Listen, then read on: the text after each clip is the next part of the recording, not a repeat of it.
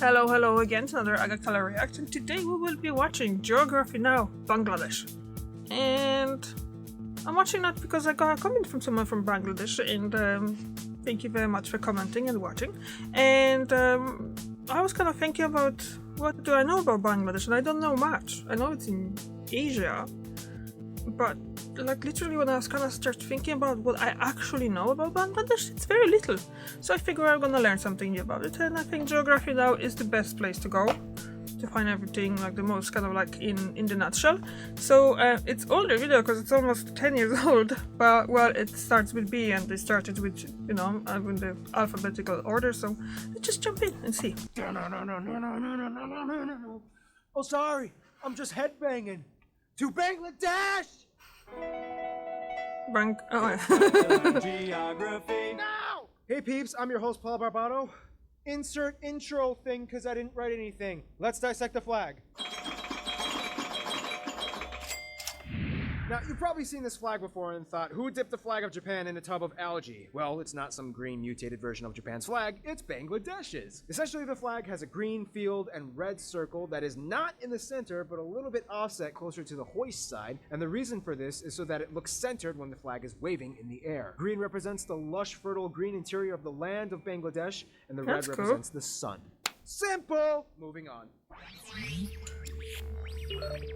Now, this is going to be really fun because Bangladesh has some of the most confusing territories on the planet. First of all, the country is located in Asia, east of India, and almost completely surrounded by India, including that narrow little Siliguri corridor, or the chicken's neck of India, a small but reasonably sized border with Myanmar in the southeast, and the Bay of Bengal located to the south. The capital and largest city is Dhaka, located in the lower central region right above the Padma River and the Ganges Delta. Now, here at Geography Now, one thing we love are enclaves and exclaves because they are delightfully confusing, and it is with great honor that I present to you the country with the second most enclaves in the entire world, Bangladesh, right after India. When you hit the north of Bangladesh in the Rangpur region, all hell breaks loose and suddenly you see this huge mess of territories that are sprinkled around the entire border. And marked it looks like islands. Side. It gets especially messy when you go to the north of the Tista River by the Bengali town of Petgram and see a smorgasbord of over 60 enclaves and exclaves scattered in a weird random order that makes no sense. Many of these enclaves are first order and second order enclaves, that's enclaves inside of enclaves, and the world's only third order enclave, Dahala Kagrabari 51. A small crop field barely the size of 2 acres. This land is a piece of India within Bangladesh within India within Bangladesh. Talk about inception or landception. The Halakagrabari 51 is actually owned by a Bengali farmer who lives on the Bengali side, even though the land kind of belongs to India. Most of these enclaves are farmlands that were owned by families mixed in with the area long before the borders were drawn up by the British, which is why some areas don't relent their property to the other country. The Indian and Bangladeshi governments have announced their intentions to resolve the issue by swapping 162 enclaves by giving residents a choice of nationality. However, the process isn't really moving and is kind of stuck in a red tape limbo. As we'll soon find out, Bangladesh's land is shaped heavily by the landscape and immense river systems that flow through the entire country, like vital bloodstreams fostering life to the entire region. And by soon, I mean like right now. Today we did. Yeah, we've gone out already. So yeah, well, I mean the thing about the enclaves, it's kind of interesting. But important part is that he said like, oh, that was owned by the families before the British drew the borders. I'm learning, we're watching a lot of things, and I'm learning a lot about how did, I mean, I don't know. I don't exactly know what it is, because as Polish person, I know that, let's say, there was, after the Second War, Polish government wasn't even taking part. No one from Polish government was in any talks in regards of Polish land. So I kind of understand that what was happening during and after the war and stuff like that, but it's just the way how the British, this is literally just saying British, not because in case of Poland that was like Russia, United States, most of the allied forces, and in case of here the Bangladesh, that seems, and so as far as I know, that was all colonies of Britain. So after the Britain eventually gave them the independence, or gave them, You know, like it's such a weird thing to talk about it as well, because obviously it's a country on its own. But it was like, I don't know, like I'm learning more and more about Britain's history, and I'm like looking at it like, damn, they were possessive. Like seriously, like they want to have everything in, isn't it? So yeah, and I actually start talking, and I got all confused now.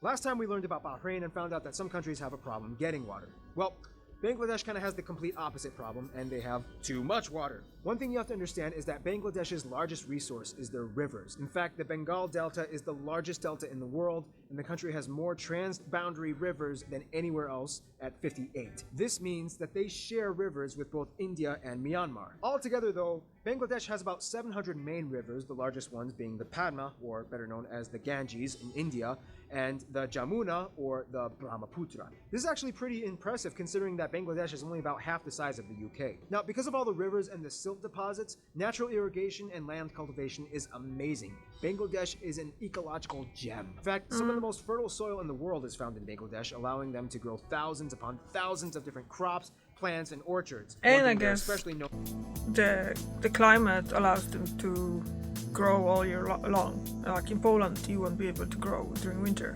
Ireland is a bit better with that. Like you have it's December and coming into January, and there's flowers blooming and stuff.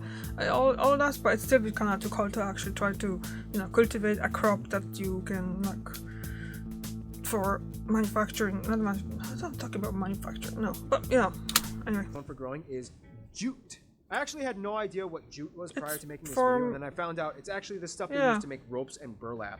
See? I'm just like one of you. I'm learning. Bangladesh is generally split into two different separate regions. The low-lying flat delta, where most of the land is only at 10 meters or less above sea level, and the small hilly plains mostly in the north, northeast, and southeast by Chittagong. Speaking of Chittagong, Bangladesh has the world's longest uninterrupted beach in the world, Cox's Bazar. This place goes on and on for 75-ish miles. However, Bengalis would kind of prefer if you didn't check out the north part by Batiari, because it kind of looks a little trashy. It's a huge ship graveyard where companies all over the world like to dispose of their old ships, where the people of the region can break apart and salvage the pieces for profit. Now, Bangladesh is of course blessed with fertility. Often villages are buried underneath mango and coconut and jackfruit trees, and beautiful forests with an abundance of flora and fauna, such as the Sundarbans, the world's largest mangrove forest, which is kind of like the last place where you can find the Bengali tiger. However, there is a problem. Bangladesh is kind of subject to terrible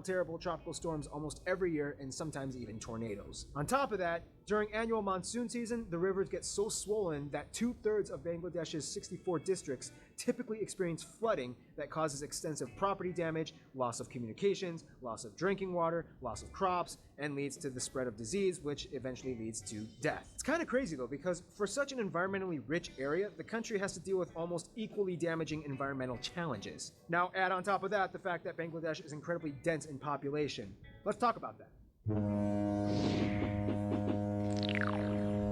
Bangladesh's people have a very unique story in that they kind of had to, how can I put this? They had to fight 2 rounds for 2 separate independences, one of them from the British and the other from Pakistan.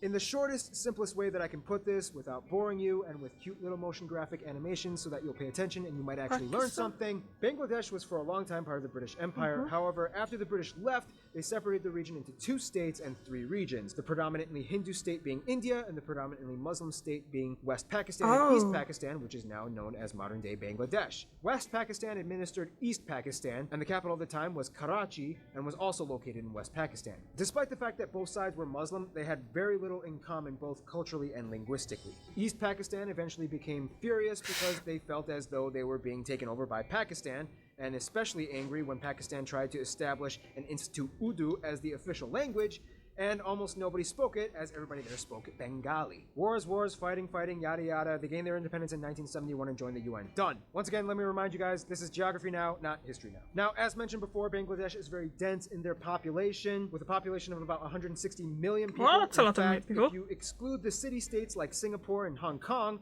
Although Hong Kong is technically under Chinese sovereignty, Bangladesh is the most densely populated country in the world and the 8th most populous. The country is predominantly Muslim, and about 86% of the adherents being Sunni or Sufi Muslim, and about 12% are Hindu, and the remaining 2% are mostly Christian and Buddhists. Now, surprisingly, they all get along with each other pretty well, but let's find out who else Bangladesh gets along with. I mean, yeah, like people usually do get along together despite the different religions and stuff like that. It's about how you go about it, I think. So, oh, I forgot to play that again. So, I don't know. I feel like religion shouldn't really have. I wanna say shouldn't have much on the way how we treat other people, but a lot of people, the religious people, think that the religious teachings, they are the only ways of how, like, the only teachings that they actually show you how to treat other people. I think just morality comes from within. So if you're moral and you're good, you're gonna treat people good despite their religion and despite your religion or no lack of the religion. So I don't know why. Like, so I think, and I hear that people are actually going pretty good with each other. Although, like I said, this is the old video from almost 10 years ago. So I'm kind of, I don't know. No, I think I didn't hear that much about Bangladesh. But like I said, this is a part of. I'm in Europe. Europe is so egocentric. Like Europe. So like, let's just watch. Now, Bangladesh tries to maintain good ties with pretty much every country in the world and doesn't really typically choose sides when it comes to major world powers. Nepal is like a tactical friend to Bangladesh, and it's mostly based on strategic agreements. Nepal does good business, and Bangladesh gives them access to the ocean. The Maldives likes to hire Bengali people for work, especially with their huge tourism sector. About 40,000 Bengali workers live in the Maldives. For Sri Lanka, the first king was said to have ancestors from Bangladesh, and the Bengali Buddhist community has sent Sri Lanka a gift from what are allegedly a few strands of Buddha's hairs and are worshipped objects on Poya Day, a Buddhist holiday, in Sri Lanka. Now, Myanmar has generally good relations with Bangladesh. However, there's a little controversy over the Rohingya people, a Muslim tribe living in the north part of Myanmar that are being attacked and persecuted by radical extremist Buddhists living in the area. That's right, you heard me. Radical extremist Buddhists. They do exist. Because of this, the Rohingya people have been flocking to Bangladesh as refugees, which has been causing them more and more drama as an already overpopulated and relatively poor country. The US was and still is the largest aid provider for Bangladesh and is one of the top trade partners in textiles. One thing that Bangladesh is like really good at making. I mean, have you seen the tags on the back of your shirts? It might just be from Bangladesh. However, Bangladesh is doing so well at developing their infrastructure that they've decreased their aid dependency from 85% in 1988 to about 2% in It's very good for them. This is good for both countries. Yes. For the UK, yes, Bangladesh was part of the former British Empire, and even though they fought for independence and didn't like the British rule, the British culture still permeated the Bengali culture over the years, and it is very evident even today. I mean, their favorite sport is cricket, they drive on the left side of the road, and English is the second most commonly spoken language. To this day, despite the historical tension, the two countries get along just fine and have strong diplomatic ties. In terms of their best friends, though, they more or less might consider Bhutan and India. Bhutan, they only have 2 embassies in their entire country, one for India and one for Bangladesh. This is kind of huge, as we will soon find out in a future episode how incredibly isolated Bhutan is. Bhutan was the second country to recognize Bangladesh as a state and has decided they want to invest heavily in the country's business. For India, it's funny because a predominantly Hindu country defended a Muslim country from another Muslim country. They were the first to recognize Bangladesh as a state and supported them in the war against Pakistan. However, afterwards, they kind of got into a few squabbles themselves. Apparently, they didn't realize that after drawing the borders, they had to share like a lot with Bangladesh. Things started popping up like the enclave disputes and the Ganges River irrigation drama and complaints that too many Bengali people were living illegally in India. However, in the end, they get along pretty well and are always there to support each other. In conclusion, Bangladesh is blessed and cursed in so many ways, yet no matter what gets thrown at them, they always stay afloat when the flood comes, and when it dries up, they're ready to get right back up and plant those crops all over again. Stay tuned, Barbados is coming up next. Hey peeps, just want to say thank you to all the Patreon patrons on Patreon that are helping me and supporting me out financially so I can get this series done better. Especially a huge thanks to Brian Rowland. You are the VIP patron, so thank you so much for that. And yeah, guys, feel free to subscribe just by clicking on this box that I'm in right now. And stay tuned, more Geography Now videos coming up. Thank you. Yeah, it's really good. So I learned something new about Bangladesh. I know exactly where it is now. I probably knew if I'm really thinking or looking at the map and there will be no names on it. And I know exactly where India is because it's such a, you know, the kind of like a triangle shaped thingy in Asia. So I probably would know that this is Bangladesh if I see the map. But out of the head, wouldn't. Now I will. So yeah.